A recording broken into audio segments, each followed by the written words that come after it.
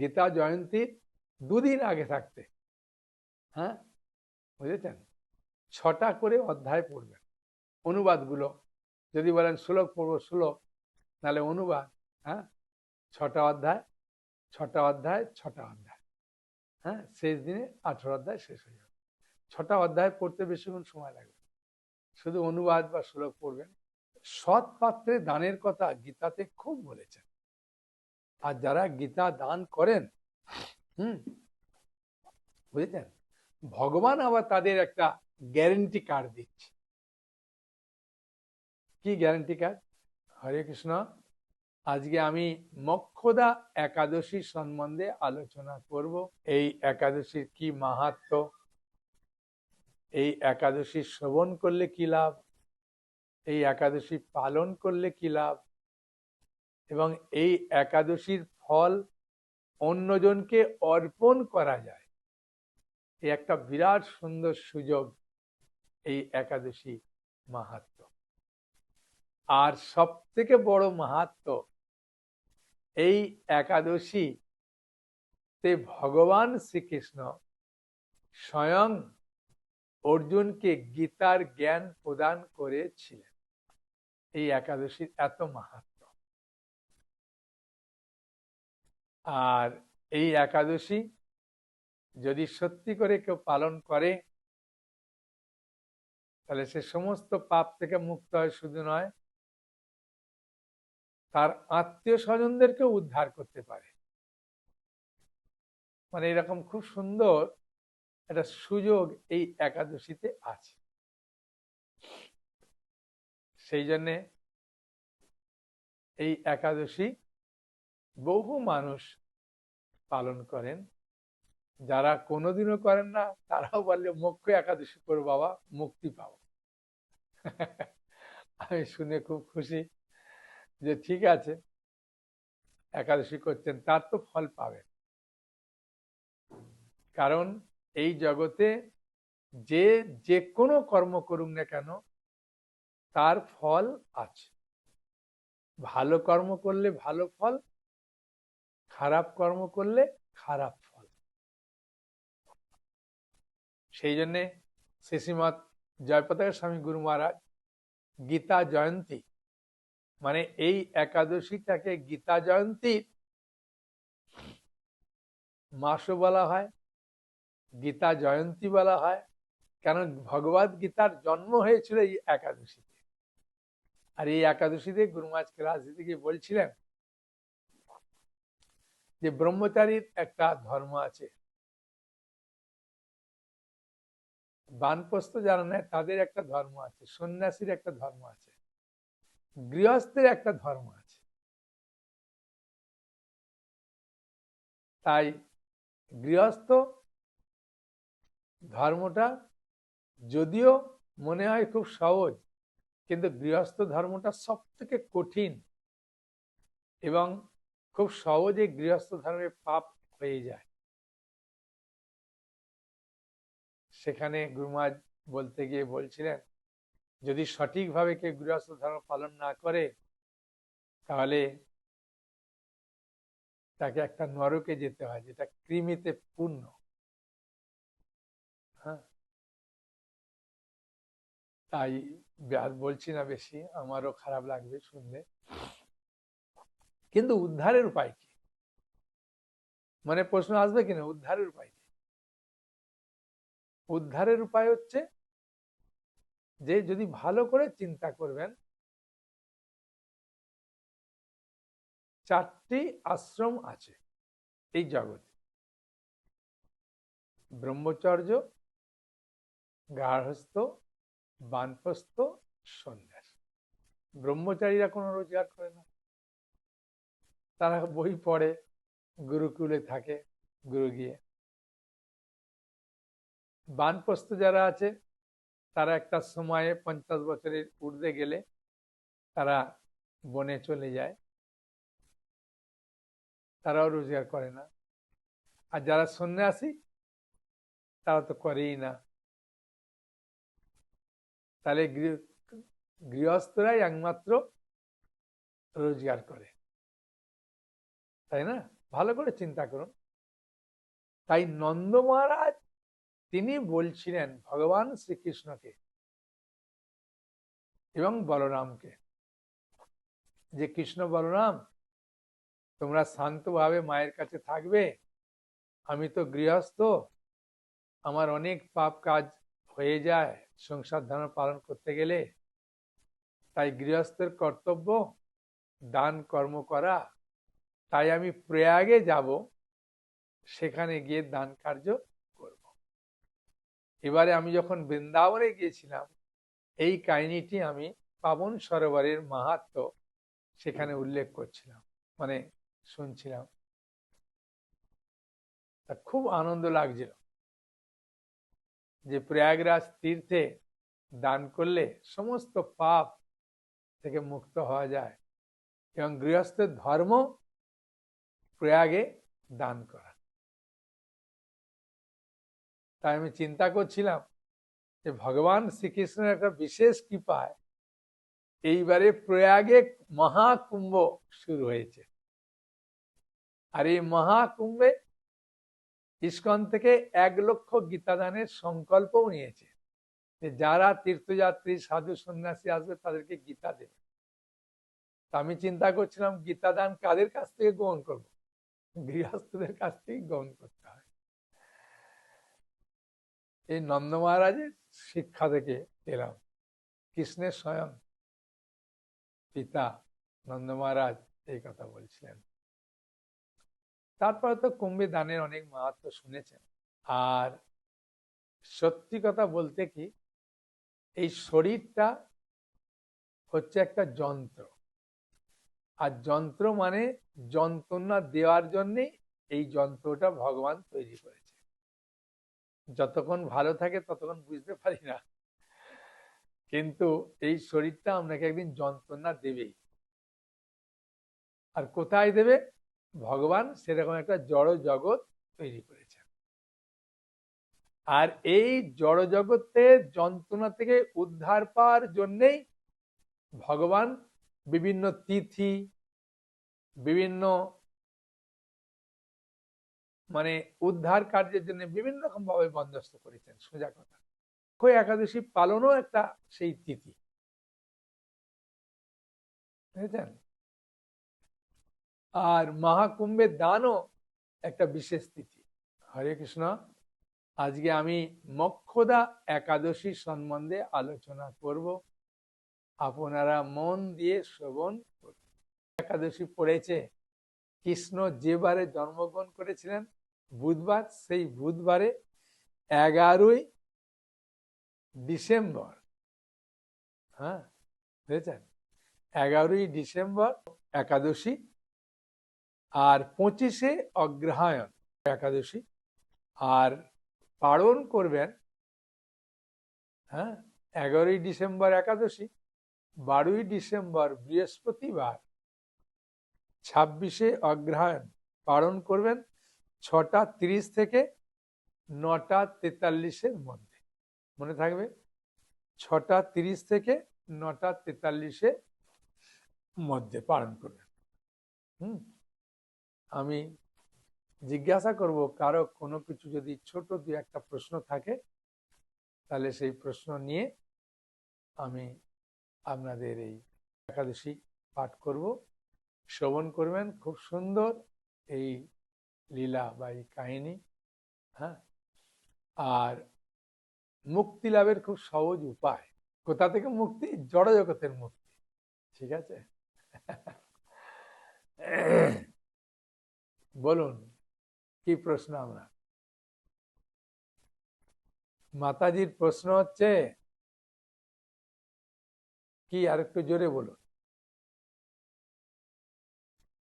মাতাজি প্রশ্ন করছেন যে প্রভু আপনি বৃন্দাবনে গিয়েছিলেন, বিভিন্ন কুণ্ডের জল এনেছেন, ধুলি এনেছেন, আমার বাড়ির পাশে একজনকে দিয়েছেন, আমি কি পাবার যোগ্য নই, না আপনিও পাবার যোগ্য?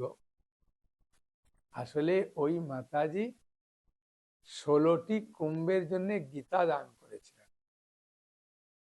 সেই জন্যে ওই মাতাজি বলেছিলেন আমি 16 কলা পূর্ণ করে আপনাকে 16টি গীতা দেব, কয়েকজন মিলে উনি দিয়েছেন।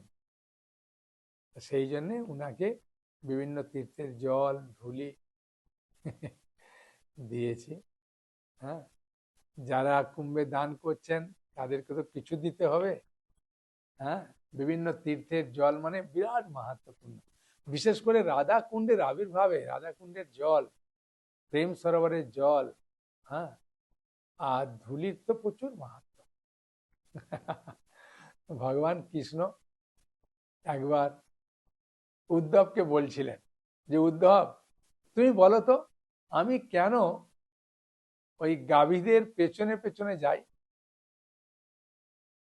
তখন উদ্ধব বললেন, প্রভু এটা স্বাভাবিক, যখন কোনো বাচ্চা যায় তখন মা বাবা তাকে আগে যাওয়ার জন্য দেয়, আর পেছনে মা বাবা যায়, যদি পড়ে যায় বা কিছু হয় হাত ধরে তুলবে। উদ্ধবকে ভগবান বলছেন, না না উদ্ধব, এটা উত্তর তোমার ঠিক হলো না। আমি যাই, আমার ভক্তরা গাভীরা যখন যায় তার ধূলিকণাগুলো যখন আমার হৃদয়ে লাগে তখন আমার হৃদয় পবিত্র নির্মল হয়, সেই জন্য আমি পেছনে পেছনে যাই। তা বৃন্দাবনের ধূলিরও খুব মাহাত্ম, আর তীর্থকুণ্ডের জলের তো মাহাত্ম আছে। যারা নেবেন তারা দান করলেই পাবেন আর কি। যুধিষ্ঠির, মহারাজ যুধিষ্ঠির জিজ্ঞাসা করছেন ভগবান কৃষ্ণকে যে অঘ্রাণ মাসে শুক্ল পক্ষের যে একাদশী তার নাম কি, মাহাত্ম কি, কোন দেবতাই একাদশীতে পূজিত হয়, হ্যাঁ, তা আমাকে দয়া করে বলুন। কারণ আপনি ত্রিলোকের সুখদায়ক, আপনি বিশ্বেশ্বর, আপনি বিশ্বের পালক, আপনি পুরুষোত্তম ভগবান শ্রীহরি, তাই আপনি আমাকে কৃপা করে বলুন। ভগবান কৃষ্ণ খুব আনন্দিত হলেন যে মহারাজ যুধিষ্ঠিরের এই অপূর্বময় কথা শুনে, এবং আমাদের মঙ্গলের জন্য ভগবান কৃষ্ণ যুধিষ্ঠির মহারাজের মাধ্যমে এই মোক্ষদা একাদশী সম্বন্ধে বলছেন। এই মোক্ষদা একাদশীর প্রচুর মাহাত্ম্য, ঠিক আছে। শ্রীকৃষ্ণ বললেন, হে মহারাজ আপনি উত্তম প্রশ্ন জিজ্ঞাসা করেছেন, যার মাধ্যমে আপনার যশ চতুর্দিকে বিস্তৃত হবে। এখন এই একাদশীর কথা আমি বর্ণনা করছি, যা শোনা মাত্রই বাজপেয় যজ্ঞের ফল লাভ হয়। অঘ্রাণ মাসের শুক্ল পক্ষের এই একাদশী মোক্ষদা নামে পরিচিত। সর্বপাপ নাশিনী ও ব্রতের মধ্যে সর্বশ্রেষ্ঠা এই একাদশীর দেবতা হচ্ছেন শ্রী দামোদর। দামোদর হচ্ছে ভগবান কৃষ্ণের একটি নাম। তুলসী, তুলসী মঞ্জরি, ধূপ, দীপ ইত্যাদি উপাচারের শাস্ত্রবিধি অনুসারে শ্রী দামোদরের পূজা করতে হবে। এই উপবাস দিনে স্তব স্তুতি, নিত্য গীত আদি সহ রাত্রি জাগরণ করা কর্তব্য। হে মহারাজ, প্রসঙ্গক্রমে একটি অলৌকিক কাহিনী বলছি, আপনি মন দিয়ে শ্রবণ করুন। তাই ভগবান শ্রীকৃষ্ণ বলছেন আর মহারাজ যুধিষ্ঠির মন দিয়ে শ্রবণ করছেন। এই একাদশী, হ্যাঁ, যদি শুধু শ্রবণ করা যায় তাহলে সমস্ত পাপ ক্ষয় হয়।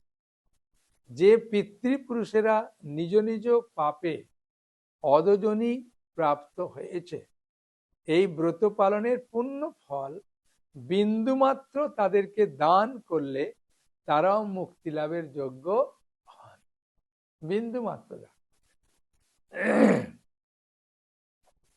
তাহলে এখান থেকে আমরা একটা ভালো শিক্ষা পাচ্ছি কিনা, যে অপরজন একাদশী করলেও তার ফল যদি কাউকে দেয় সেটি কার্যকরী হয়। শাস্ত্রে এইরকম বহু বহু ঘটনা উদাহরণ আছে। হ্যাঁ, বুঝেছেন। এই জন্যে অনেক লোক আছে যারা গীতা পড়তে সময় পায় না, কিন্তু ভগবান তাদের অনেক টাকা দিয়েছে। হ্যাঁ, বহরমপুরে একবার আমি একটা ডাক্তার এরিয়া গিয়েছিলাম, সেখানে একজন বললেন আমার একেবারে সময় নাই, আমি 3টে চেম্বারে বসি। হ্যাঁ, তা আমি বললাম কিছু তো করুন।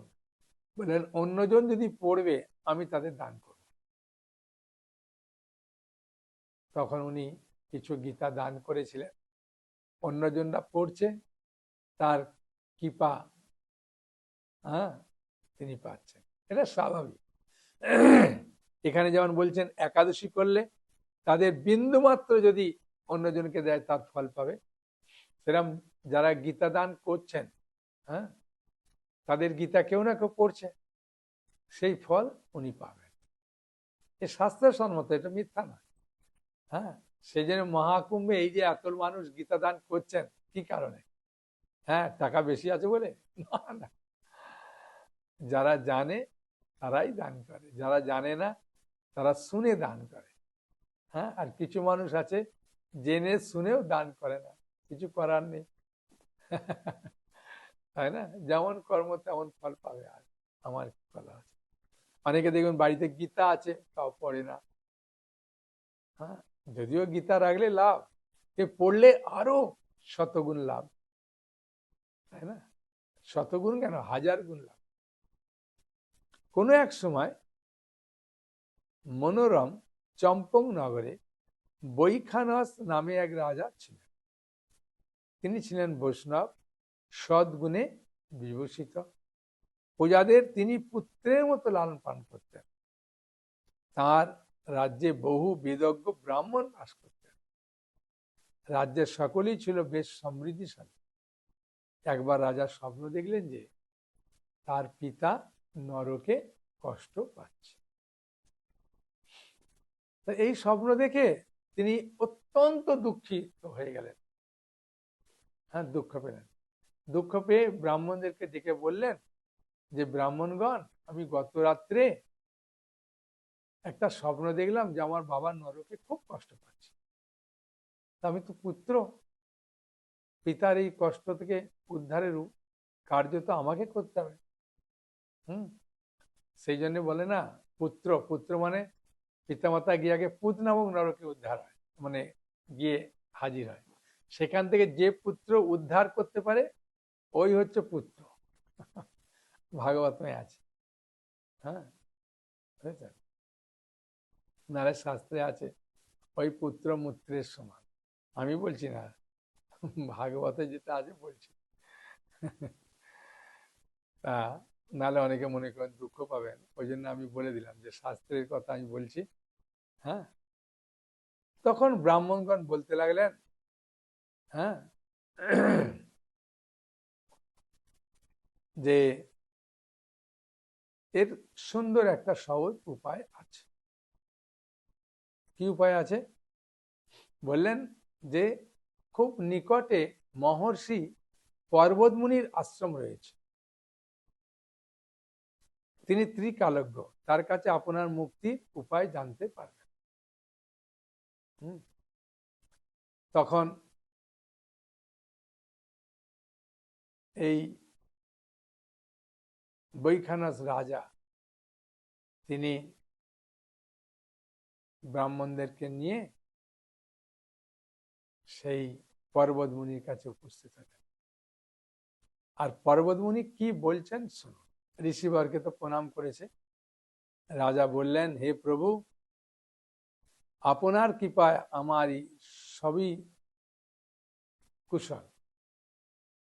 তবে আমি একদিন স্বপ্নযোগে পিতার নরক যন্ত্রণা ও কাতর আর্তনাদ শুনে দুঃখিত ও চিন্তাগ্রস্ত হয়েছি।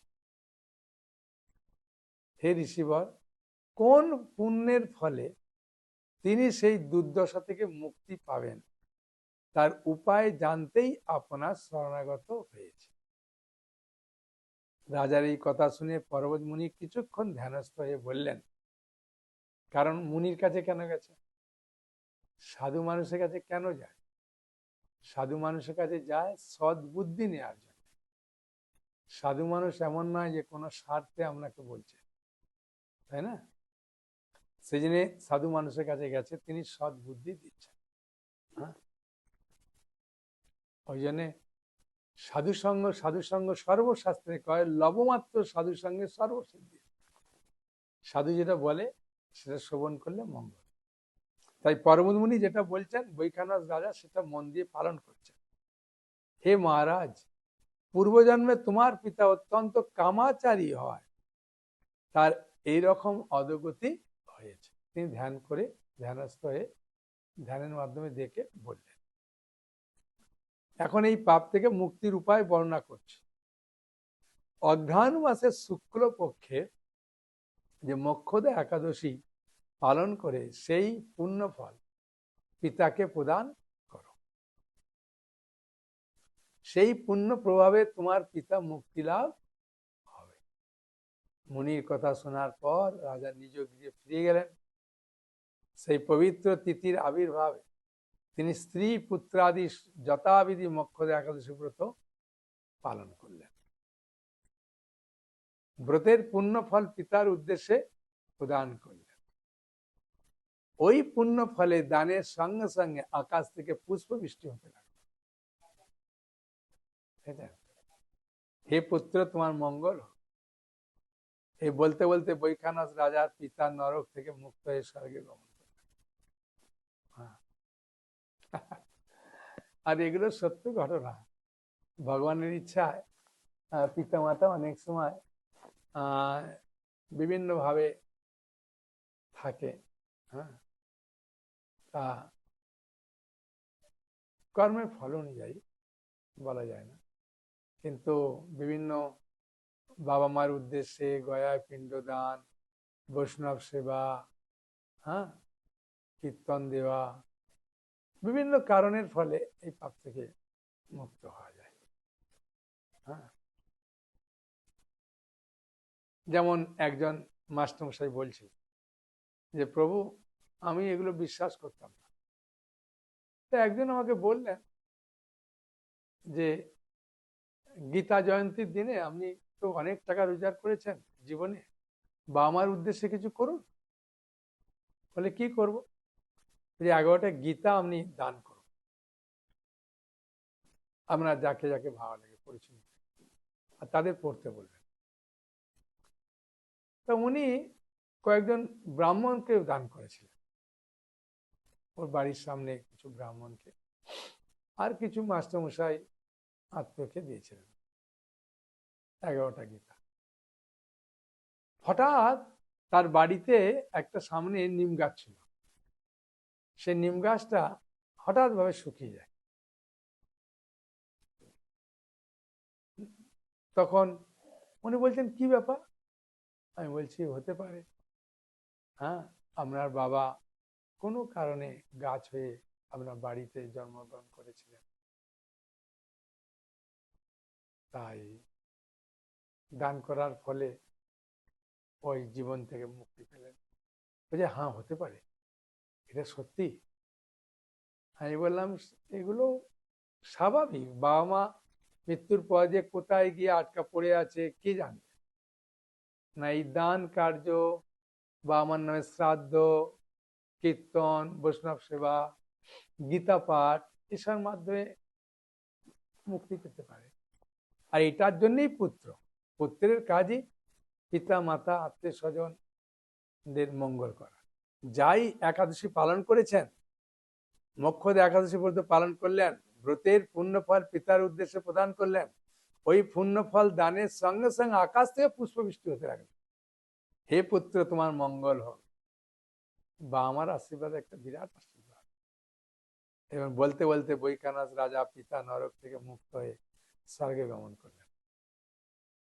হে মহারাজ যুধিষ্ঠির, যে ব্যক্তি এই মঙ্গলদায়িনী মোক্ষদা একাদশী ব্রত পালন করে তার সমস্ত পাপ বিনষ্ট হয় এবং মৃত্যুর পর মুক্তি লাভ করে। এই ব্রতের পূর্ণ সংখ্যা আমিও জানি না, চিন্তামণির মতো এই ব্রতটি আমার অত্যন্ত প্রিয়। এই ব্রত কথা যিনি পাঠ করেন এবং যিনি শ্রবণ করেন, উভয়ই বাজপেয়ী যজ্ঞের ফল প্রাপ্ত হন। সেই জন্য এই একাদশী ব্রতগুলো আমাদের কষ্ট হলেও, হ্যাঁ, যেহেতু আমাদের একটা অভ্যাস আছে না যে আমি ভাত খাই, মুড়ি খাই, রুটি খাই, ছেড়ে দেবো একটা দিন তো। তাই না? অনেক সময় ট্রেনে কোথাও আটকা পড়ে গেছেন, কিছু পয়সা নেই, কিছু নেই, সেই সময় তো আপনাকে কিছু ভাত মুড়ি খাচ্ছেন না, অনেক কিছু খেতে হচ্ছে। তা সেরকমভাবে একাদশী দিন তো আপনি শুকাচ্ছেন না।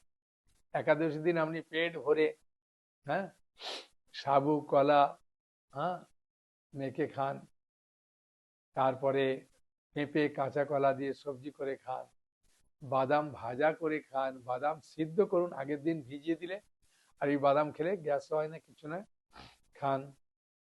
আলুকে সিদ্ধ করে আলু, শশা, আপেল, হ্যাঁ, এসব কেটে টুকরো একটা স্যালাড মতো হয়ে যায়, এটা করে খান। আর একটু ফল খান, একটু নারিকেল খান, হ্যাঁ, দেখবেন খিদেও পাচ্ছে না, আর খুব সুন্দরভাবে একাদশী পালন করে, ওটা একাদশী হয়ে যাচ্ছে, পুরো উপবাস থাকতে হবে না আপনাকে। হ্যাঁ, তাহলে তো একাদশী হয়ে গেল। তাই না? মনে অনেক কষ্ট, একবার করলে আপনার মনে হবে আরে ভাই এ তো সহজ। হ্যাঁ, বুঝলেন? যে সাঁতার জানে না ওর কাছে সাঁতার কাটা খুব কঠিন, আর যে সাঁতার জানে তার কাছে খুব সহজ। যে একবার দুবার একাদশী করেছে ওর কাছে একদম সাঁতার কাটার মতো সহজ একদম। করুন, খুব ভালো। আর গীতা জয়ন্তীতে যদি গীতা দান কুম্ভের জন্য করবেন তাহলে গীতা জয়ন্তীর ফল পেলেন আর কুম্ভেরও ফল পেলেন। হ্যাঁ, আমার তো অনেক ভিডিও শুনেছেন সবরীর কাহিনী সব। তা প্রয়াগে বিশেষ করে, তীর্থরাজ প্রয়াগ বলে না, প্রয়াগে গীতা দানের খুব মাহাত্ম্য আছে, তার ফল তো আপনি পাবেন। সেই জন্যে আমার একটা করজোরে অনুরোধ, যদি আমরা যেমন সামর্থ্য সেরকম করলেন, তার ফল আপনি ভগবানের কাছে পাবেন। সেই জন্য আমার হোয়াটসঅ্যাপ নম্বরে বহু মানুষ গীতা দান করছেন। হ্যাঁ, আমার যার যেমন সামর্থ্য সেরকম করছেন, আর ভগবানের কৃপা পাবেন। হ্যাঁ, কারণ শাস্ত্রে এই দানের প্রচুর মাহাত্ম্য উল্লেখ করেছেন। হ্যাঁ, বিশেষ করে সৎ পাত্রে দানের কথা গীতাতে খুব বলেছেন। আর যারা গীতা দান করেন, হুম, বুঝেছেন, ভগবান আবার তাদের একটা গ্যারেন্টি কার্ড দিচ্ছে। কি গ্যারেন্টি কার্ড? হ্যাঁ, ভগবান বলছেন ভগবদ গীতার অষ্টাদশ অধ্যায়ের 68 আর 69 নম্বর শ্লোকে কি বলছেন? জয় ইদং পরমম গুজ্জং মদ ভক্তেষু অভিদাস্যতি ভক্তি মই পরাং কিত্তা মামে বৈশত অসংশয়। যিনি আমার ভক্তদের মধ্যে এই পরম গোপনীয় জ্ঞান, এটা কেন এটা গোপন জ্ঞান, এটা রাস্তাঘাটে পাবেন, উপদেশ প্রদান করেন, তিনি অবশ্যই পরা ভক্তি লাভ করেন, নিঃসংশয়ে আমার কাছে ফিরে আসেন। এর থেকে সহজ উপায় কি আছে? হ্যাঁ, যদি গীতা প্রচার করা, গীতা দান করার মাধ্যমে যদি ভগবানের কাছে খুব সহজে ফিরে যাওয়া যায়। এবং ভগবান 69 নম্বর শ্লোকে আবার বলছেন নচ তসমাৎ মনুষ্যেষু কশ্চিৎ মে প্রিয় কীর্তমা ভাবিতা নচমে তসমাৎ অন্য প্রিয়তর ভূমি। তার থেকে প্রিয় কেউ নেই আর কেউ হবে না যে আমার বাণী প্রচার করেন, দান করেন। সেই জন্য। আর 17 অধ্যায়ে আপনি মনে প্রশ্ন আসবে যে প্রভু আমি সাত্বিক ভাবে দান করতে চাই। হ্যাঁ, কার উদ্দেশ্যে দান করলেন বা নিজের উদ্দেশ্যে দান করুন, অসুবিধা নেই। সাত্বিক ভাবে দান করার, হ্যাঁ, কথা ভগবদ গীতাতে একদম 17 অধ্যায়ের 20 নম্বর শ্লোকে বলছে, দেখুন, দাতব্য ইতি যদ দানম, হ্যাঁ, দাতব্যম ইতি যদ দানম দিয়াতে অনু উপকারিণে দেশে কালে চ পাত্রে চ তদ দানম সাত্বিকম স্মিতম। বলছেন দান করা কর্তব্য বলে মনে করে, ভালো করে শোনো, দান করা কর্তব্য বলে মনে করে প্রত্যুপকারে আশা না করে উপযুক্ত স্থানে, উপযুক্ত সময়ে, উপযুক্ত পাত্রে যে দান করা হয় তাকে সাত্বিক দান বলে গণ্য করা হয়। তা প্রয়াগ হচ্ছে উপযুক্ত দানের জায়গা। আর প্রয়াগে কুম্ভ মেলা হচ্ছে উপযুক্ত সময়। আর উপযুক্ত পাত্রে যারা যায় কুম্ভে তারা সাধারণ কেউ না, তাহলে উপযুক্ত পাত্রে দান হলো। এই সুযোগ কোথায় পাবেন?